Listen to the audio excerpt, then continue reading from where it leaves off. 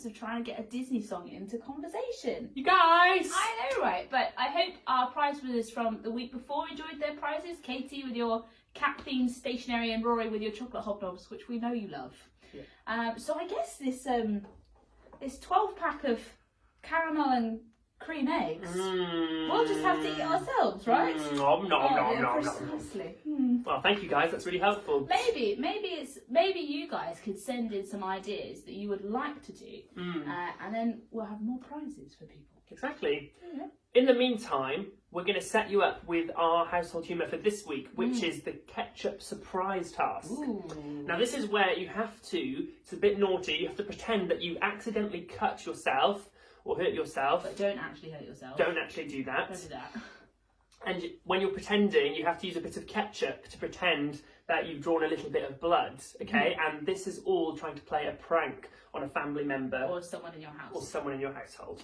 Okay, there'll be a prize for the best acting and for who manages to get the most dramatic reaction from the person in their house.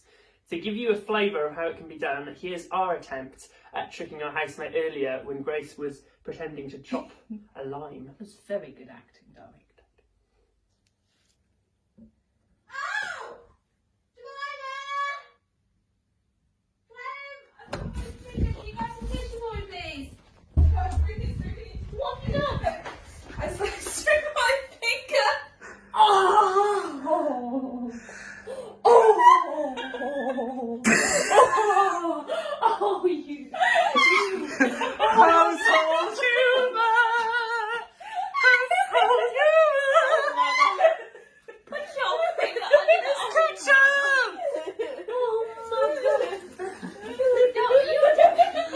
Oh my.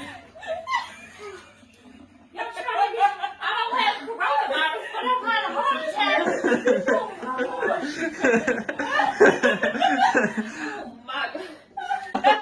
So that's our go. Now it's over to you. And if you want to be in the chance of winning a prize for the best entry, send your household humour evidence by 10 a.m. on Thursday the 16th of April, and we will judge your attempts. Good luck!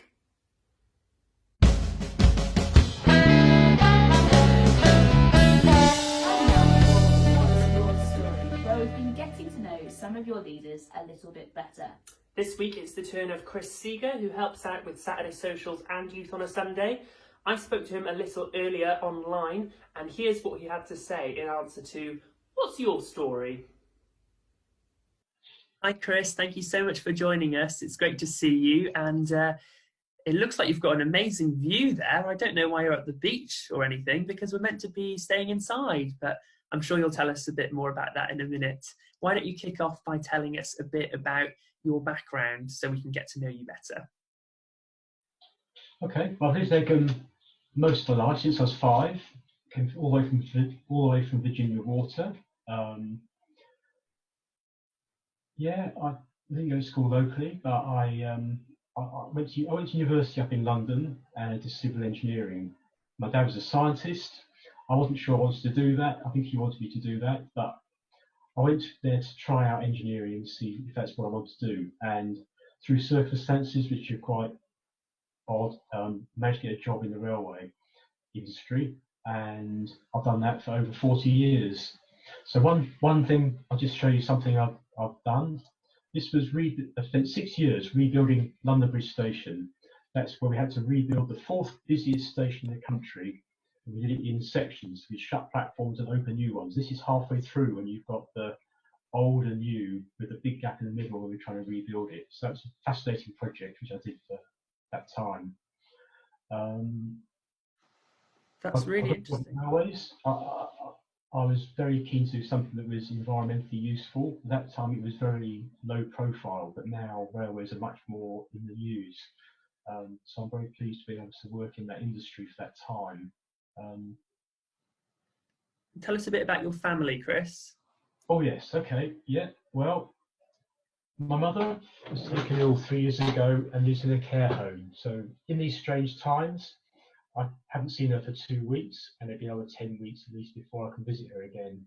I can phone her up, and because of my mum being there, I live in a house with me and Brandy.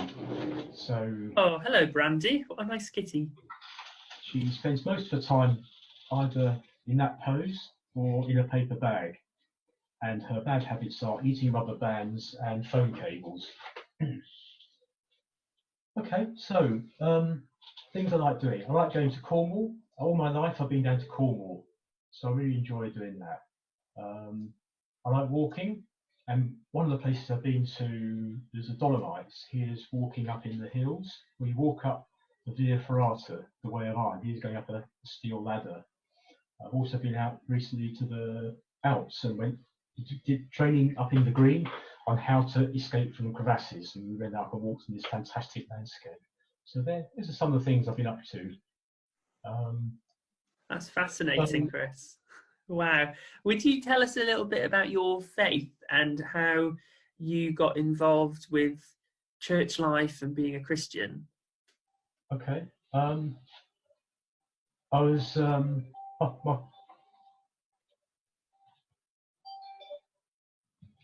was brought up in a Christian family, went to church. I was okay with that, sort of, but I think by the time I was getting to teenage years, I was getting pretty bored with it. I was trying to work out what's real, and what I want to do. Because you get to the point where to decide for your own self to be a Christian.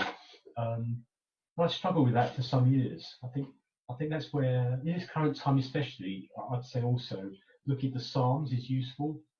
The words in those you can express anger, frustration, fear, and these all come out in that. And so I was probably arguing with myself before trying to understand where to go. But over one summer, probably over 3 or 4 months,